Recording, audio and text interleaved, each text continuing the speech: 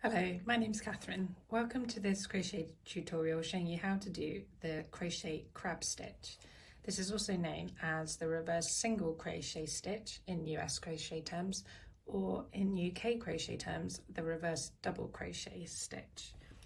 In this sample, you can see the crab stitch has been worked along the final row of stitches that have just been made. So this is a sample of single crochet stitches worked back and forth in rows and then finished off with crab stitch along the final row. Crab stitch is a really great way for edging your projects because it creates quite a small but neat border which is ever so slightly thicker than the rest of your work. If I hold it up, you can see there that it's slightly thicker, so it gives projects a nice extra bit of weight around the edge, which you might like around a blanket, for example. And it also has this rather nice sort of twisted appearance all the way along. So in this tutorial, I'm going to show you how to work this stitch around your crochet projects.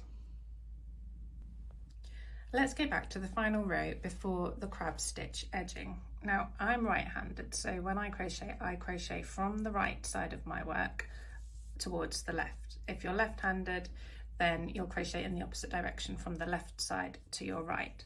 So I've just worked a row here of single crochet stitches, or double crochet in UK terms, and I finished at this end. Now, as the name reverse single crochet might suggest, this stitch is done in reverse, which means you're going to work it in the opposite direction to usual. So rather than crocheting from right to left, if you're right-handed, you will be crocheting from this end, the left-hand side, along to the right-hand side. So this means that we do not turn our work over as we usually would do at the end of a row. So to work along the top in crab stitch, we start by chaining one. This is the equivalent of what we'd normally call a turning chain, although of course in this case we're not turning our work. Then to work the reverse single crochet or crab stitch, you work a normal single crochet stitch, but you're doing it in the opposite direction. So it can be a little bit fiddly to get the hang of to start with, but once you get the hang of it, you'll get a feel for how it works.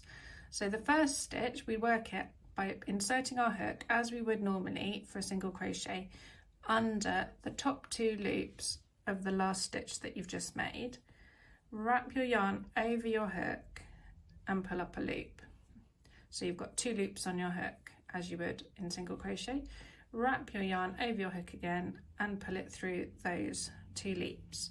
And that's your first reverse single crochet or crab stitch made. Then to make the next one, you simply repeat that process. Insert your hook into or under the top loops of the next stitch along. Wrap the yarn over your hook and pull up a loop. Then wrap the yarn over the hook again and pull it through those two loops on your hook. Now, as I said, it can be a little bit fiddly to get started, but once you get into the swing of it, you'll find it a lot more natural. One thing I do find is that's helpful is that before I insert the hook into the work, is that I make this loop on my hook ever so slightly bigger than I would normally. I find it just gives you that little bit of extra sort of wiggle room to play with when you're making the stitch. So what I recommend you do when you're first trying this out is that you have a go and try, obviously that would be too big, but if you're quite a tight crochet, you might find having it really tight, too tight, and see what works best for you. And obviously don't be afraid to frog what you've done and have another go. So to make the next stitch, you insert the hook under the top two loops, pull up a loop, yarn over and pull through the two loops on your hook. And you just keep going all the way along your work in the same way, making single crochet stitches in the same way as you would normally, but working in the opposite direction. So from left to right if you're right-handed, and from right to left if you're left-handed. And once you get done a few of them, you'll get into the swing of it, and find that they become a lot easier, although they can be a bit fiddly and tricky to start with. So I like to make this loop ever so slightly bigger than normal, insert my hook under the top of that, yarn over, pull up a loop, 2 loops on the hook, yarn over and pull through those 2 loops again. I'll just do a couple more so you can see how it works. As when you're learning any crochet stitch, it's important to practice it to make sure that you get your stitches even and consistent along the whole way. And you might find you need to do this with this stitch in particular a few times, just because it is so different to other crochet stitches that you might have used in the past, and especially if you haven't used it for a while, just to get your tension consistent throughout all of your stitches. But it is a really lovely stitch to use just to give a really neat, simple finish to your projects, whether they're blankets, hand warmers, garments, a cowl. It just gives a nice extra bit of weight around the edge and finishes it off neatly. And as you can see, I'm speeding up a bit now and getting into the swing of it.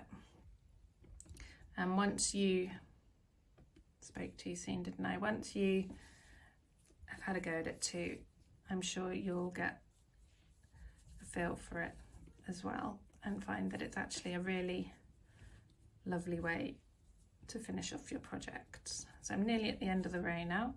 I'll complete the row and then just show you what the final thing looks like. There we go. There's the end of the row, and you can see what it's done is it's given the work this lovely sort of thick, slightly thicker and twisted sort of spiral edging all along the edge there, and finished it off neatly. I hope you found this tutorial helpful. If you did, please give it a thumbs up and feel free to subscribe to my channel to stay up to date with any other tutorials that are released in the future. Thanks very much for watching. Bye bye.